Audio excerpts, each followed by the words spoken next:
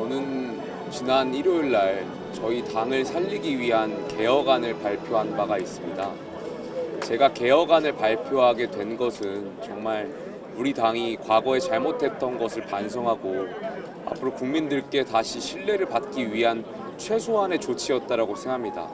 하지만 그마저도 저를 향해서 개인 정치를 위한 것으로 치부하거나 아니면 제가 임기를 늘리기 위한 것을 치부한다면 저는 당이 앞으로 나아갈 수 없다라고 생각합니다.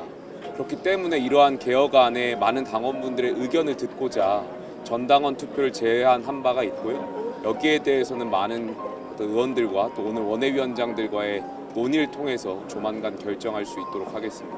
그러면 이게 어제 받아들여지진 않지만 바뀔 수 있는 가능성도 열려 있는 건가요? 많은 분들의 함의를 모아가고 있는 과정이니까요. 조금 더 지켜봐 주시면 될 것 같고요. 저는 다시 한번 강조하지만 제 임기를 채우는 것에 그렇게 중요한 것은 아니라고 생각합니다. 의원총회에서 많은 의원들이 제가 제시한 개혁안을 받을 건지 말 것인지에 대한 대답을 하시면 될 것 같습니다. 자꾸 제 개혁안에 대해서 절차가 어떻고 임기가 어떻고 이렇게 말씀하시는 것은 개혁안을 받아들일 의지가 없다라고 해석이 될 것 같습니다.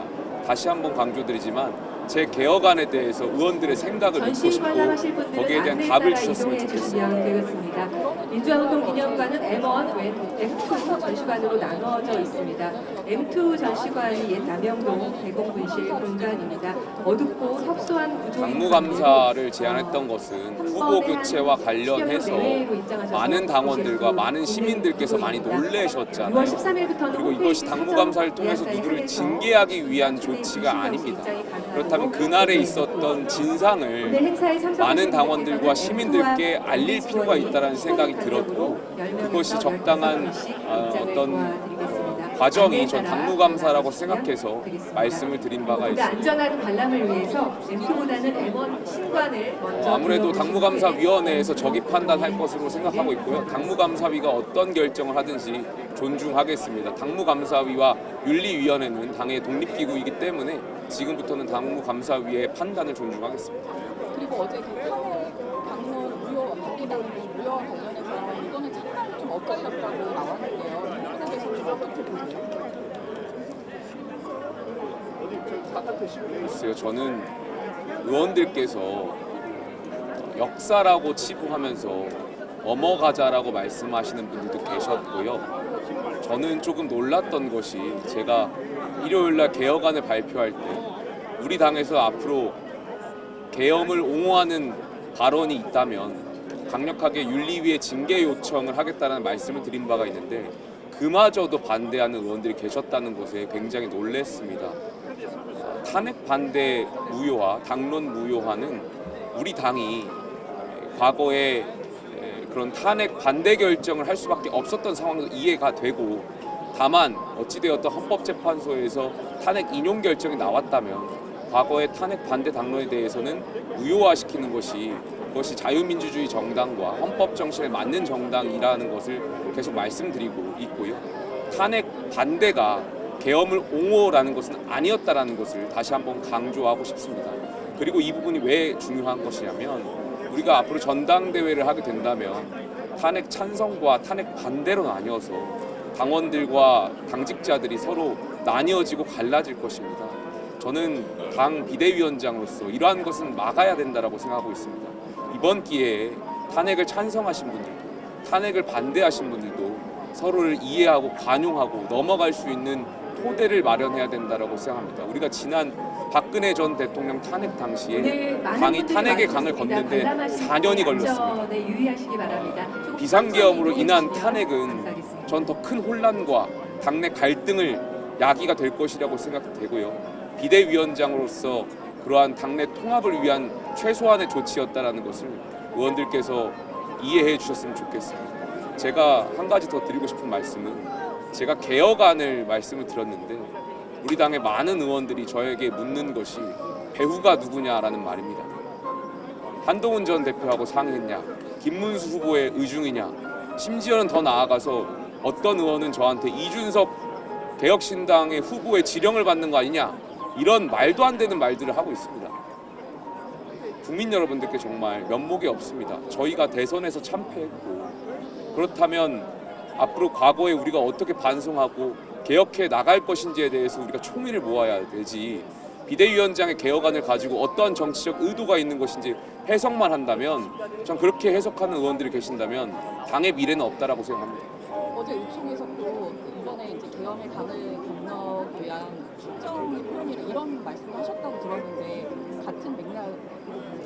제가 저조차고 이 개혁안을 낸 건 아니지 않습니까? 저도 저희 당 의원님들하고 싸우고 싶지 않습니다. 저도 사람이고 저희 당 의원님들하고 좋은 관계 맺고 싶습니다. 그런데 제가 어제 의원총회에서 독재라느니 정말 말에 입에 담을 수도 없는 비판들을 담아가면서까지도 제가 개혁안을 말씀드린 이유는 당 살려보겠다는 겁니다. 민주당이 정말 대한민국의 상권 분립을 위협할 수도 있고 헌정 질서를 어지럽힐 수 있는 우려가 있는 과정에 많은 시민들이 걱정을 하고 있습니다. 그렇다면 우리 당이라도 국민의힘이라도 정신 차려가지고 정말 헌법 정신을 잘 지키고 대한정당으로서 역할을 하는 것이 국민들께 대한 정치의 도리라고 생각이 듭니다. 그 이상 그 이하도 많은 의원님들께서 제 개혁안에 대한 해석이 없으셨으면 좋겠습니다. 그 어제 전당대회에서 8월까지도 의견이 모아진 것 같은데 원래 당초에 9월 초로 말씀을 하셨잖아요. 이 부분은 좀 괜찮은지. 전당대회 시기는 제가 9월 초까지라고 말씀드린 바가 있습니다. 그래서 9월 초라는 것은 이제 저희가 더 넘어가면 정기국회가 있기 때문에 사실상 어려운 측면이 있고, 그 이전에 의원총회에서 또 혹은 많은 당원분들 총의가 모이진다면 8월이든 뭐 그 이전에라도 치를 수 있다라고 생각이 듭니다. 다만 전당대회를 치를 때 치르더라도 제가 말씀드렸던 이 개혁안들이 당내 민주주의를 회복하기 위한 것들이 작동이 되어야 전당대회가 조금 더 올바른 건강한 전당대회로 치러질 수 있다는 생각이 있습니다. 오늘 60민주항쟁 기념식에 왔습니다. 많은 선배 분들께서 목숨을 바쳐가면서 대한민국의 민주주의, 대통령 직선제를 이뤄냈습니다. 저는 대통령 직선제를 통해서 대한민국의 민주주의가 성숙해졌다라고 생각합니다. 더 성숙해지기 위해서는 저는 공천권을 국민과 당원들께 돌려드리는 것이 대한민국의 민주주의가 한 발 더 성숙해진다고 생각합니다. 제 개혁안에는 상향식 민주주의를 말씀드린 바가 있습니다.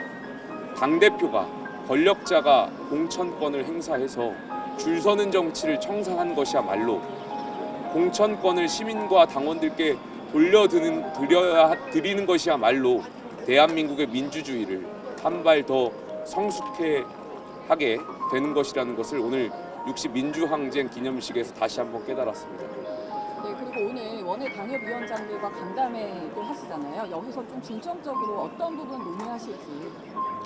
원외 당협위원장분들께서도 국회의원들과 같이 당협위원장으로서 당의 이번 대선 과정에서 각 지역에서 지휘를 하셨습니다. 그렇다면은 대선 과정에서 많은 지역에서 시민들이 주셨던 의견들을 일단 들어야 할 것 같고요. 또 당내 개혁안에 대해서 당협위원장분들 생각들이 있으실 것 같습니다. 그것도 좀 총의를 모아봐야 될 것 같고요. 또 제가 해결책으로 제시했던 전당원 투표, 그러니까 의견을 묻는 과정에 대한 의견들까지도 원외 당협위원장분들께 좀 의견을 묻을 수 있도록 하겠습니다. 여기까지 하겠습니다. 마지막 하나는 그 대통령실 민정수석실에 이재명 대통령 번호들이 좀 이렇게 거론되고 있는데요. 민정수석실이 검찰 인사검증까지도 담당하는 건데 이거에 대해서 좀 어떻게 보나요? 저는 이재명 정부가 이재명 대통령께서 말씀하셨던 것처럼 국민 통합을 이루시기를 기대하고 있습니다. 다만 기자님께서 질문하셨던 것처럼 그런 민정수석실, 이른바 사정을 할 수 있는 기관들인데 이재명 대통령의 개인 변호를 했던 분들이 채워진다면 심각한 삼권 분립의 우려를 낳을 수 있는 것이고, 이것은 또다시 대한민국의 국민의 아픔으로 이어질 수 있다고 생각합니다. 이재명 대통령께서 우를 범하지 않기를 기대하고 있습니다.